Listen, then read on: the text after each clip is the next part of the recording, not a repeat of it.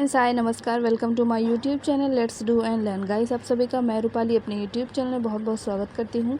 और आज मैं जो यहाँ पर जो वीडियो लेकर आई हूँ वो हमारा भारतीय भूगोल यानी कि इंडियन ज्योग्राफी में यहाँ पर आज हम बात करने वाले हैं सारे ही टॉपिक्स के मिले जुले क्वेश्चंस के बारे में। तो यहाँ पर बात करते हैं सबसे पहले ऑनलाइन परीक्षा में आए हुए प्रश्न, उसके बाद ऑफलाइन की ओर चलेंगे। और इस वीडियो को शुरू करें उससे पहले आप सभी से हाथ जोड़कर रिक्वेस्ट है कि प्लीज़ आप सब हमारे यूट्यूब चैनल को सब्सक्राइब करें और हमारा भी सपोर्ट करें, हमें भी आगे बढ़ने में हेल्प करें, आपकी बहुत बड़ी कृपा होगी। आइए चलते हैं, वीडियो को स्टार्ट करते हैं। और सबसे पहले क्वेश्चन नंबर 1 क्या कहता है, तो ये कहता है कि भारत का कच्छ का रण किसके लिए प्रसिद्ध है। भारत का कच्छ का रण, ये आप जानते हैं बहुत ही फेमस है कच्छ का रण। ये किस लिए प्रसिद्ध है, तो सही आंसर है ज्वारीय मिट्टी के मैदान के लिए कच्छ का रण क्या है, बहुत ही ज़्यादा प्रसिद्ध है। अगला क्वेश्चन है, भारत का दैनिक मौसम मानचित्र कहाँ तैयार और छापा जाता है। भारत का दैनिक मौसम मानचित्र कहाँ तैयार और छापा जाता है, आंसर होगा पुणे। अगला क्वेश्चन है, भारत में किस शहर को महलों का शहर के नाम से भी जाना जाता है।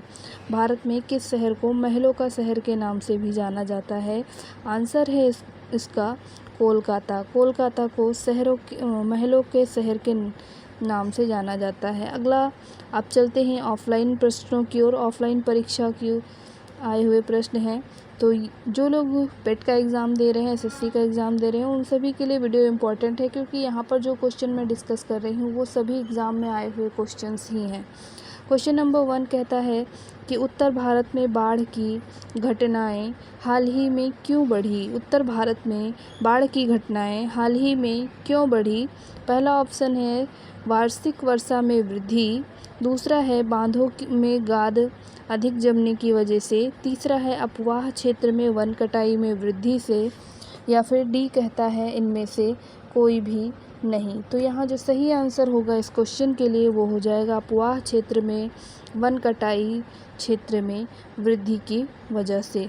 आइए इसको थोड़ा सा हम डिटेल में जानते हैं। तो यहाँ पर क्वेश्चन क्या कह रहा है, ये कह रहा है कि अपवाह क्षेत्र में वनों की कटाई में वृद्धि के कारण उत्तर भारत में बाढ़ की घटनाएं बढ़ गई हैं। वन की कटाई के कारण मृदा अपरदन तीव्र गति से बढ़ रहा है, जिससे नदी बेसिन उथले हो गए हैं। उथले बेसिनों के कारण सामान्य वर्षा में भी बाढ़ की स्थिति उत्पन्न हो जाती है। तो ये था हमारा डिटेल। आइए चलते हैं अगले क्वेश्चन की ओर। और अगला क्वेश्चन यहाँ पर कहता है कि भारत में आर्सेनिक समस्या मुख्य रूप से इसके कारण है, किसके कारण है। तो पहला जो ऑप्शन है वो है प्रभावित क्षेत्रों में भूपृष्ठ जल का अतिशोषण, दूसरा है पृष्ठभूमि में आर्सेनो पाइराइट का अतिशोषण, तीसरा है बिहार और बंगाल में कोयले का अतिशोषण, और डी ऑप्शन कहता है प्रभावित क्षेत्रों में भौम जल का अतिशोषण। सही आंसर होगा प्रभावित क्षेत्र में क्या होता है, भौम जल यानी भूमिगत जो जल है उसका यहाँ पर बहुत ज़्यादा अतिशोषण यहाँ पर होता है, यानी एब्जॉर्बेंस क्या है, बहुत ज़्यादा है। आइए देखते हैं। तो भारत में आर्सेनिक समस्या का कारण प्रभावित क्षेत्र में भौम जल का अतिशोषण है, और यह समस्या मुख्यतः गंगा डेल्टा में गहरे नलकूपों के कारण यहाँ पर हो रही है। अगला जो प्रश्न है वो है मूंगे की चट्टानों के संरक्षण के लिए भारत सरकार ने निम्नलिखित में से किसे समुद्री पार्क घोषित किया। कच्छ की खाड़ी, लक्षद्वीप द्वीप समूह, अंडमान द्वीप समूह, मन्नार की खाड़ी। सही आंसर जो होगा इस क्वेश्चन के लिए तो वो हो जाएगा हमारा उत्तर नंबर 1 यानी कच्छ की खाड़ी। ऑप्शन नंबर ए यहाँ पर राइट आंसर हो जाएगा। आइए चलते हैं, थोड़ा सा डिटेल जानते हैं। मूंगे की चट्टानों के संरक्षण के लिए भारत सरकार ने कच्छ की खाड़ी को समुद्री पार्क घोषित किया। वर्ष 1982 में समुद्री पार्क के रूप में 110 किलोमीटर स्क्वायर क्षेत्र को घोषित किया गया। अगला क्वेश्चन है यहाँ पर, भारत में यूनेस्को के विश्व विरासत स्थलों की सूची में नवीनतम संयोजन है कुतुब मीनार, हुमायूं का मकबरा, खजुराहो का मंदिर, या फिर लाल किला। सही आंसर जो होगा इस क्वेश्चन के लिए वो है option number D. Option number D इस क्वेश्चन का राइट आंसर है। प्रश्नकाल में लाल किले को यूनेस्को के विश्व विरासत स्थलों में की सूची में यहाँ पर इसको क्या किया गया है, तो शामिल किया गया है। अगला प्रश्न है यहाँ पर, निम्नलिखित में से किस पर्वतीय स्थल के नाम का अर्थ वज्रपात स्थल है? तो यहाँ पर ऑप्शंस आपके क्या हैं? तो ऑप्शन नंबर 1 कहता है शिलोंग, दूसरा ऑप्शन कहता है उटकमंड, तीसरा ऑप्शन यहाँ पर कहता है गंगटोक और चौथा ऑप्शन कहता है दार्जिलिंग। तो राइट आंसर जो होगा इस क्वेश्चन के लिए वो क्या हो जाएगा?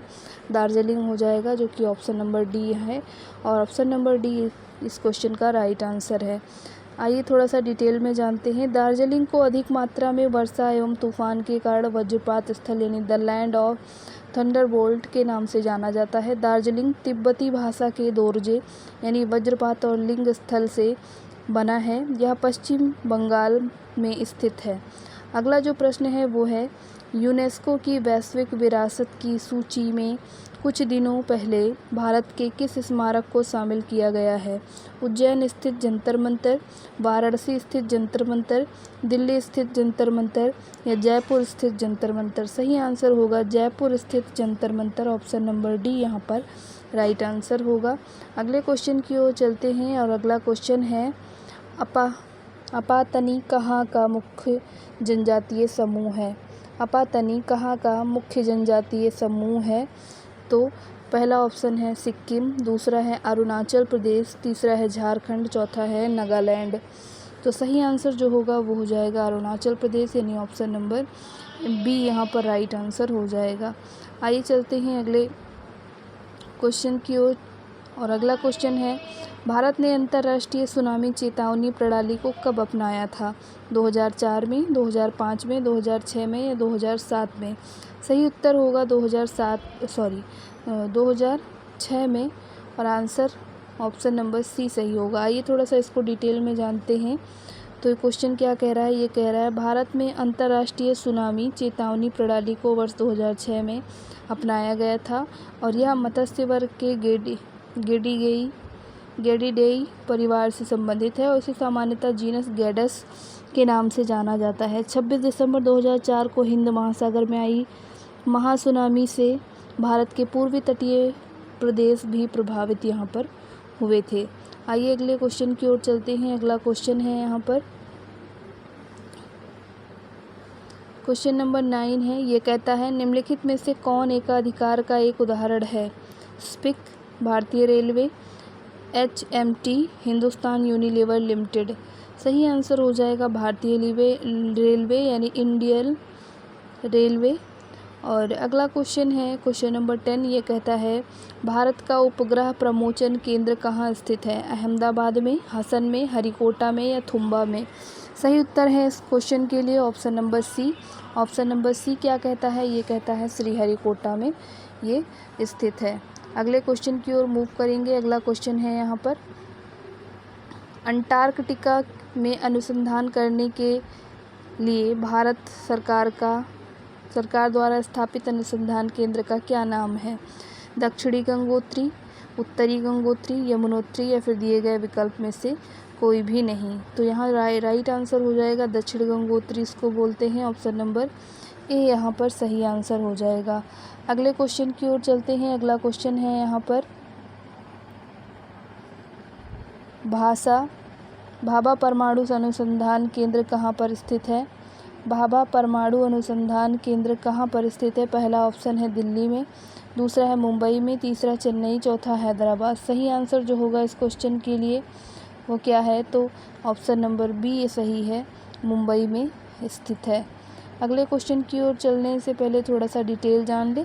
तो परमाणु कार्यक्रमों के संबंध में निर्णय लेने के लिए सर्वोच्च संस्था टाटा एटॉमिक एनर्जी कमीशन का अगस्त 1948 में गठन किया गया, लेकिन इस दिशा में प्रगति तभी प्रारंभ हुई जब वर्ष 1954 में ट्राम्बे यानी मुंबई के पास से परमाणु संस्थान की यहाँ पर स्थापना की गई और इस संस्थान का नाम बदलकर वर्ष 1960 में भाभा परमाणु अनुसंधान केंद्र यहाँ पर इसको रख दिया गया। आइए अगले क्वेश्चन की ओर चलते हैं। अगला क्वेश्चन है क्वेश्चन नंबर 13। ये कहता है कि राष्ट्रीय बाढ़ आयोग यानी RBA किससे संबंधित है? बाढ़ से या फिर आपदा प्रबंधन से तीसरा है अनावृष्टि और बाढ़ से। चौथा ऑप्शन है निर्धनता उपशमन से। सही आंसर होगा इसका ऑप्शन नंबर ए, बाढ़ से संबंधित है। आइए थोड़ा सा डिटेल में जानते हैं। तो राष्ट्रीय बाढ़ आयोग का संबंध बाढ़ नियंत्रण एवं बाढ़ से होने वाली क्षतियों को कम करना है, अतः इसका संबंध बाढ़ से ही है। अगला क्वेश्चन है, मालदीव का गंभीर पर्यावरण निम्न कोटिकरण अनिवार्य किसके कारण माना जाता है? निरंतर मृदा अपरदन के कारण, दिए गए विकल्पों में से कोई नहीं, उच्च जनसंख्या घनत्व के कारण, या फिर जल और वायु का औद्योगिक प्रदूषण के कारण। सही आंसर है उच्च जनसंख्या घनत्व, ऑप्शन नंबर सी यहाँ पर सही उत्तर होगा।